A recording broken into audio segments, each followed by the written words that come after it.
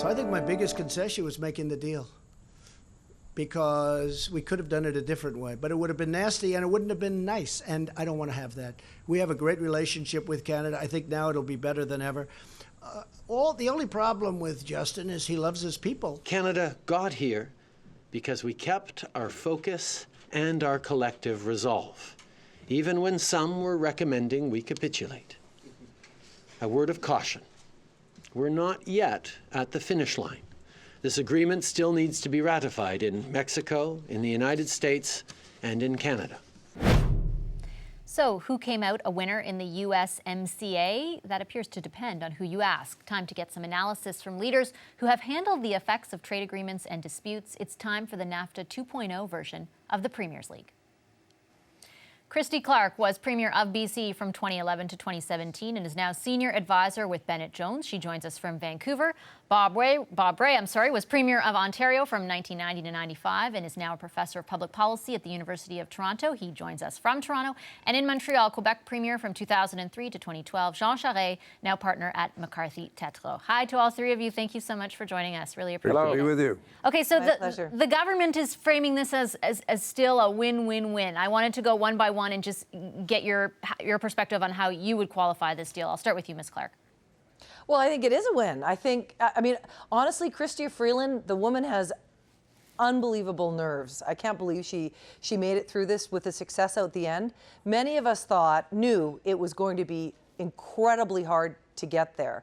And Prime Minister drew a couple of lines in the sand. Those lines were, they managed to hold those lines. And it's not like President Trump is an easy guy to negotiate with. So I would say today, very good for Canada. Lots of bad things would have happened if we hadn't gotten this done, in particular the auto sector, huge impact across the economy.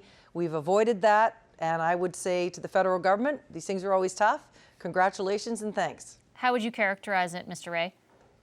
Well, I think we got to look at it in the circumstances. I mean, I think compared to the alternatives, it's a success. I think the challenge is dealing with a profoundly protectionist president. And a Congress that is equally so. And this is a huge change for us. We've dealt with presidents and administrations who are always much more open to free trade than the Congress. This is now completely changed. And given that reality, I think Christy Clark put it very well. I think we saved some things that we needed to save. I think our auto industry is probably in better shape now than it was before. Because of what's been negotiated with Mexico. And we have not had to give up a ton. Now, we haven't made any huge gains. I hear some criticism saying, well, you didn't deal with Buy America. You didn't deal right away with the question of tariffs on steel and aluminum. Not so easy getting big concessions from Mr. Trump in the present context. I think we did pretty well in the circumstances. Let me pick up on that and ask you, Mr. Charest, is this being viewed by some as a win or as a success because of the context, because the alternative with Mr. Trump was so much worse, or by virtue of the actual deal, is it a win?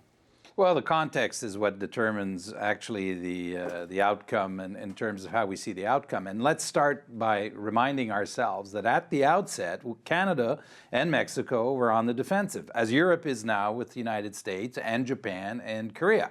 We didn't ask for these negotiations. We were forced into them, and we were on the defensive from the beginning. The number one priority was to try to limit the damage, and so in that respect, we have probably landed where we thought we would. And so we've limited the damage. We've preserved our access to the market.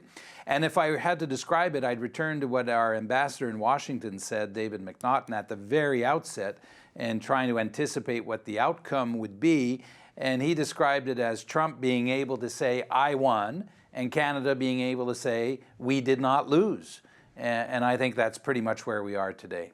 Mr. Charest, let me ask you about, and I'll ask each of you a little bit about some of the concessions that were made, because although I know you're framing it as a success, there are certain groups of constituents who are upset with some of the concessions made, particularly in your province, farmers who represent supply-managed sectors. I know there is a promise of compensation, but we've got an election, of course, this evening, and Mr. Couillard saying he'll fight this right till the end. Tell me a bit about your perspective on how much damage has been done in Quebec. with Dairy Supply Management, Quebec is the supplier of 50% of all the milk consumed in Canada. So this is a big issue. It's the #1 sector of our agricultural industry. And so supply management's a big deal here.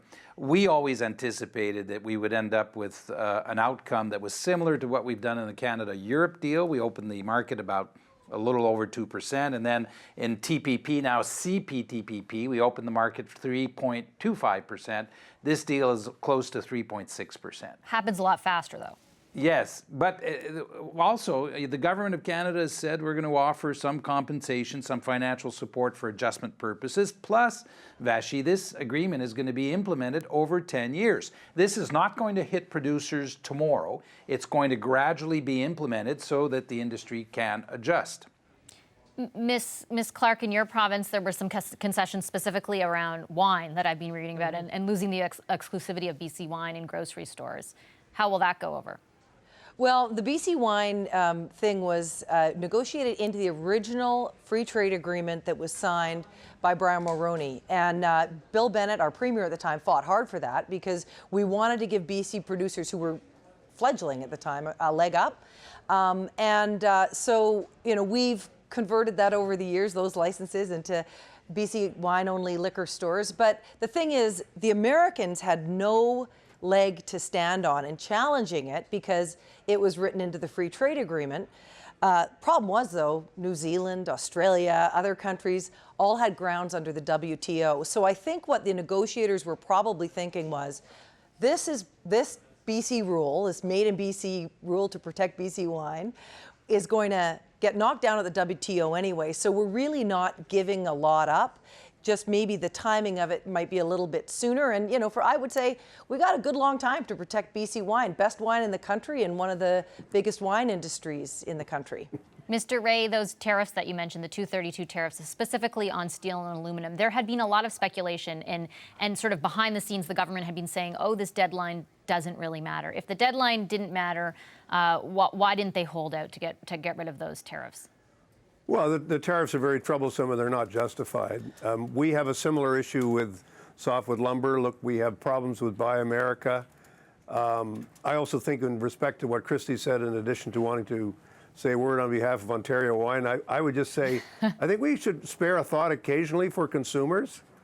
You know, I mean, it's a well-known fact in economics and in trade law that the producers have much greater access to the microphone than consumers do. So the fact that BC consumers can have access to wines from the United States, that Ontario consumers can have that, the fact that there's a small degree now of additional competition in the highly protected dairy and other sectors, I don't think you're going to find many economists out there or many consumers out there who will say this is a terrible thing.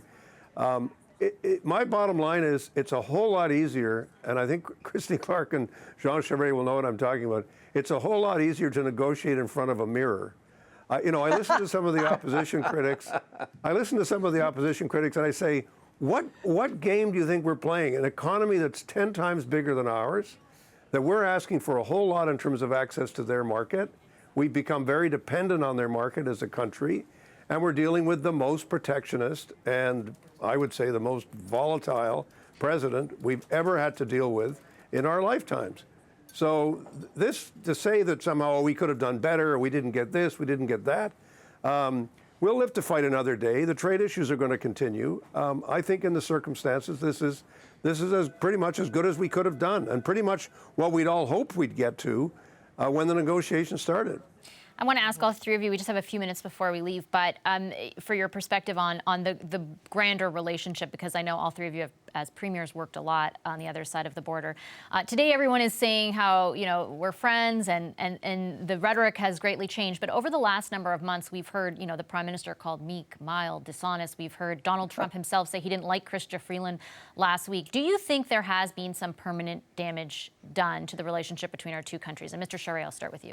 Well, Vashi, I give high points to Prime Minister Trudeau and Mrs. Freeland for having been disciplined and resisted the temptation of engaging Mr. Trump in that rhetoric. And I personally would have found it very difficult. But I think they were right to resist that. You ask a very interesting question. Now, Mr. Trump's the most belligerent president we've ever seen, and this may be a phenomenon, but I think there is an undercurrent in the United States where there's a change of view of their relationship with the rest of the world. They don't see themselves as being globalist, and in that respect, Canada's going to have to think hard about how we engage with the United States in the future. Ms. Clark? Well, again, I would echo what Jean had to say. Honestly, it is almost every world leader has been virtually punched in the face by Donald Trump, and sucking it up is tough. And I do think that Prime Minister Trudeau has shown enormous poise through this whole thing. And don't underestimate how hard that is.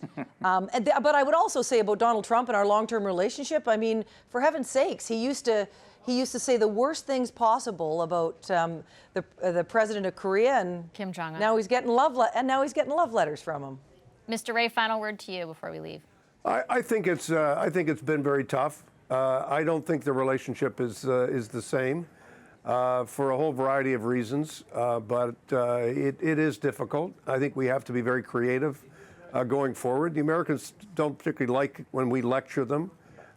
We do have a different perspective on a number of issues. We're now a pretty open trading country. We have trade agreements with Europe.